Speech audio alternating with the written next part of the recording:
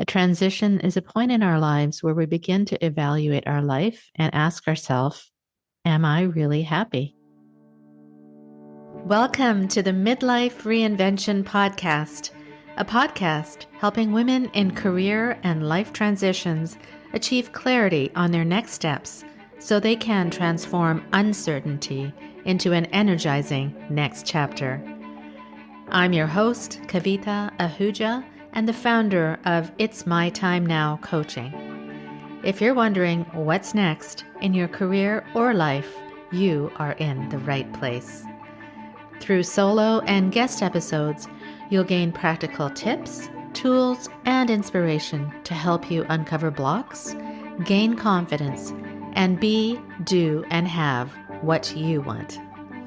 I rediscovered myself after the age of 50, and I know you can too. It's my time now to help you do just that. I'm so excited you're here. Let's dive in.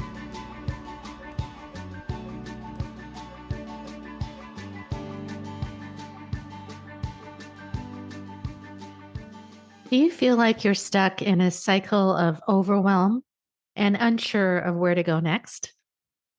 If so, this episode on creating ease and flow in your life, especially during transitions, is exactly what you need. When you're facing a career and life transition, it's easy to feel weighed down by confusion and inaction. I've been there, and many of my clients have too. In this episode, I share my personal journey of transitioning from corporate life to becoming a coach and how I discovered the importance of approaching transitions with clarity and ease rather than overwhelm. In this episode, you will discover how to recognize the signals that you're on the brink of a life or career transition, learn how to shift your perspective from external blame to internal discovery so you can regain control of your path moving forward, and uncover simple strategies for breaking down overwhelming tasks into manageable steps to regain ease and flow in your life. So if you're ready to stop feeling overwhelmed and start living your next chapter with eagerness and anticipation, hit play now and listen to the episode. Welcome to another episode of the Midlife Reinvention Podcast. I hope you're doing really well. Today, I'd like to talk to you about ease and flow and how we can create that in our lives and why it is so important, especially as we face career and life transitions. The reason this is top of mind today is because I honestly haven't felt ease and flow lately. And I've noticed so many of my clients also are in a bit of a state of confusion, which often leads to inaction because there becomes so much overwhelm. This episode is going to be somewhat personal, and I hope you realize it's difficult for me to share, but I'm doing so because I believe it will help you. Many of you know why I started this podcast and why I became a coach after so many successful years in the corporate world. One of the main reasons was I was feeling unsettled. I appreciated what I had, but I was eager for more. I was happy about where I stood, but was eager for what was coming. I didn't know exactly how I was going to get there, but I figured it out.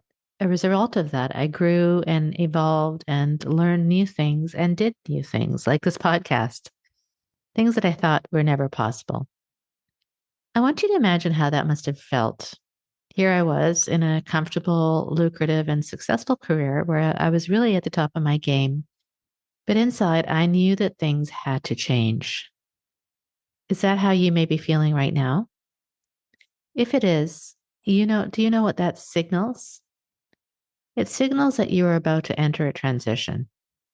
A transition is a point in our lives where we begin to evaluate our life and ask ourselves, am I really happy? If I'm not happy, what am I going to do about it? Often we don't realize we are in a transition phase until something triggers it, like a job loss, a health scare, a divorce, for example. Those things trigger us to reevaluate our lives and ourselves.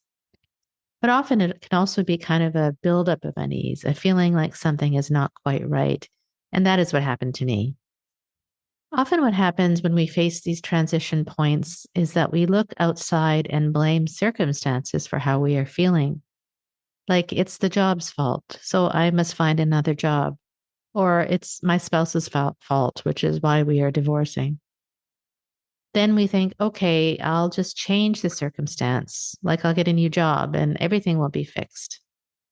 However, we need to stop the blame game and recognize that these triggers happen for a reason. And they are there to tell us that we need to dig deep inside ourselves and to find out why this is happening. All the reasons are within. So, back to my experience. At that time, I realized I needed to leave my work because I was becoming stagnant and not growing. I wanted to learn more about who I really was and what I really wanted. So, I went on a journey of self discovery where I really reevaluated myself. What was I really good at? What was I really passionate about? What did I really value now? And what could I do that aligned with all of that? I realized then that I needed to document all that I was learning because it was helping me. If it was helping me, it would help others. So I did. And then I created a course and I realized that my true calling, my reason for being, was to help others maximize their lives just like I was doing. The path wasn't easy, but as I tried one thing after another, the path opened up in front of me and guided me forward.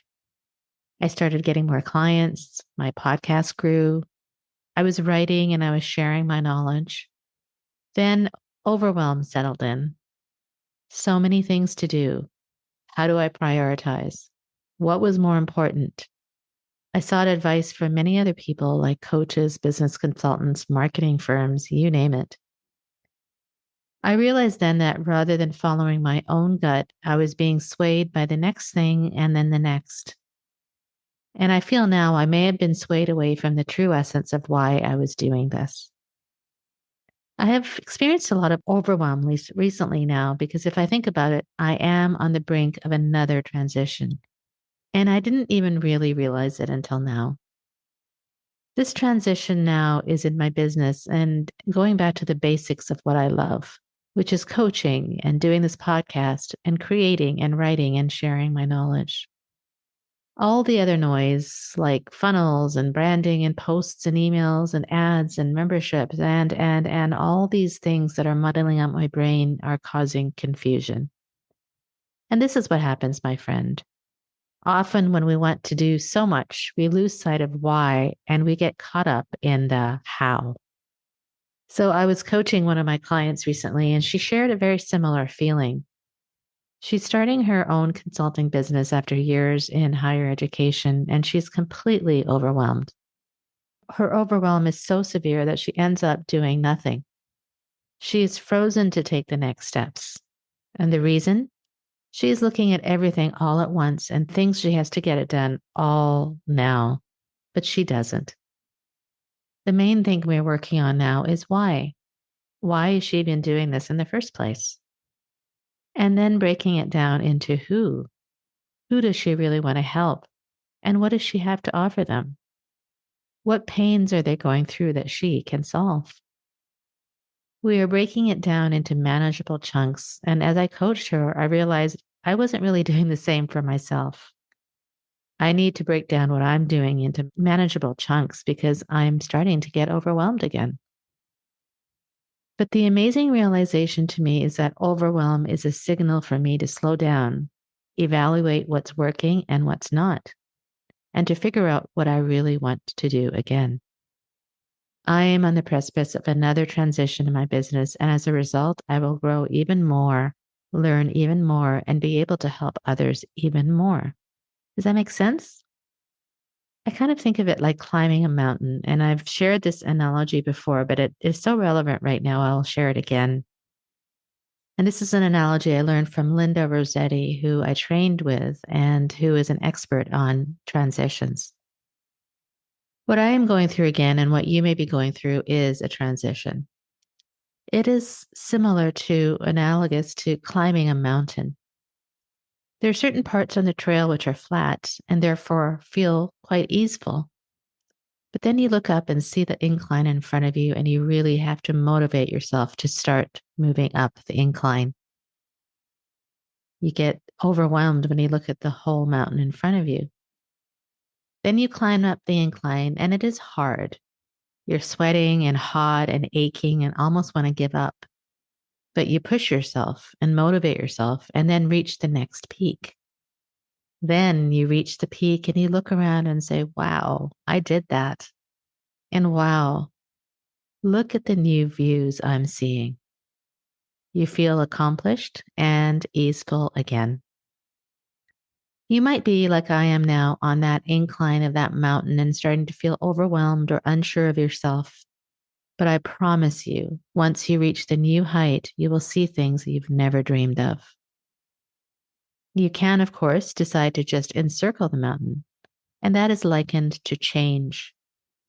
Changing your circumstances, your job, for example, but you're not climbing up and seeing greater heights. It's a new view for sure, but are you growing? So, as I sit here now, I'm looking up at that next mountain incline with a bit of worry, I must say. But I am teaching myself and my clients who are going through a similar thing to look at it with anticipation and excitement. Our emotions are an indicator of what we want to do next or what we should do next.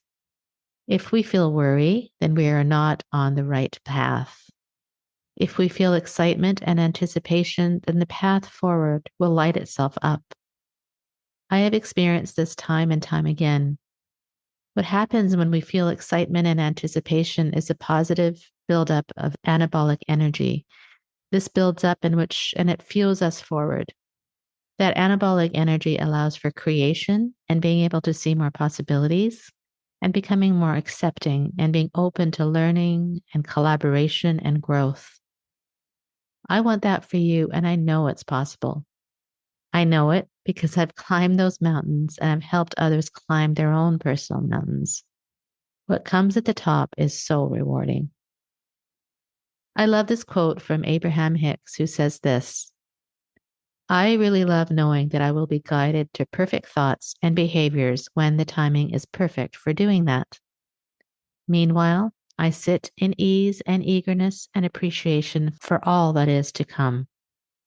I'm happy about where I stand and eager about what's coming. So, all of this to say that it is about ease and flow and why it is so important to create that in our lives, especially as we face these career and life transitions. If we face them with worry or doubt, negative energy will be created and it will result in confusion and often inaction. If, however, we approach it with eagerness and anticipation, the path will open up for us. What is important to ask yourself is this: is what I'm doing right now making me happy? If not, what will make me happy? Is what I'm doing in my life creating tension and confusion? If so, how can I simplify it and create more ease and flow so I focus on those things that are important to me and move the needle forward? I'm not suggesting you remain stagnant and just let things happen to you. It's not about just saying you want something and sitting back and doing nothing. You have to move. You have to put on your boots and take the first step and then the next. And it may not be easy. You may fall or scrape your ankle.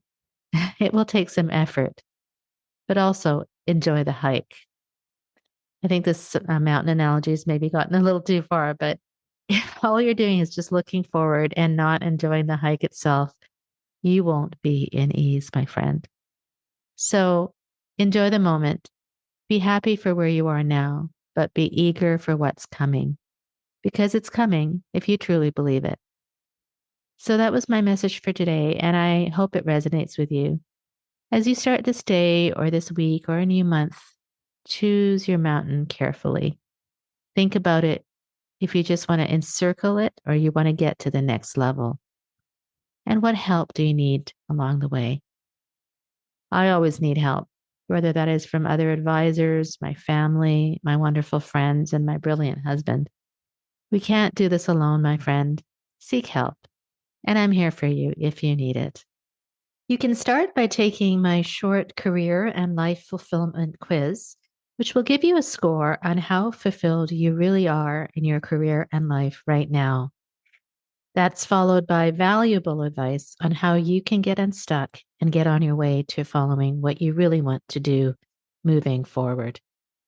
If you would like more personalized attention from me as well, why not book a complimentary breakthrough call with me?